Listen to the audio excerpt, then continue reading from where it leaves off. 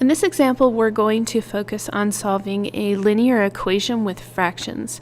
So in the linear equation with fraction, notice that all the variables, in this case x, are still in the numerator of each fraction, but we still have fractions, we have denominators. So actually when we're solving equations like this, what's easiest to do most times is to find a common denominator of all the fractions present in your equation and then multiply everything in the equation by that common denominator. So remember that fractions are just shorthand notation for division, and what's the opposite of division? That's right, I'm sure you're all screaming the word multiplication at the screen right now, and you'd be correct. So in order to undo this division right here by 2, what I could do is multiply this by 2, and that would eliminate my fraction. However, x over 2 is inside of this entire equation, which means I can't just multiply this piece by 2. I'd have to multiply everything by 2.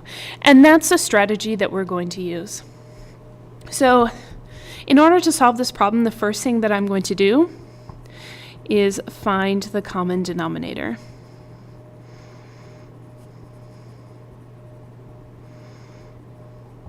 And the common denominator of 2 and 5 is 10.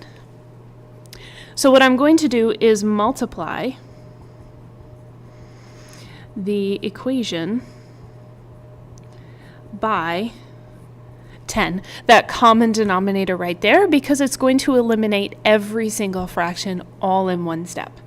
So I'm going to copy this equation down here, and then I'm going to multiply both sides of the equation by 10 in hopes of eliminating my fractions.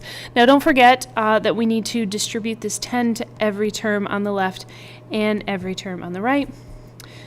So when I do that, I'm going to get 10x over 2 minus 30. Remember, this 10 only multiplies into the numerator. Over here we'll get 30x over 5 plus 10, since 1 times 10 is 10.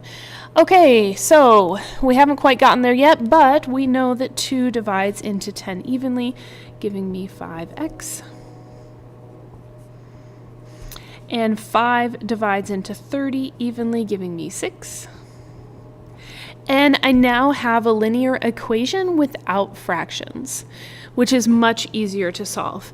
So whenever you see a linear equation with fractions, this is a strategy you want to take to eliminate those fractions to make the equation much easier to solve. So I'll just go ahead and finish off this example so we can see what the answer is. So I'll subtract 5x from both sides of this equation, and then subtract 10 from both sides of the equation. And the answer is that x is equal to negative 40.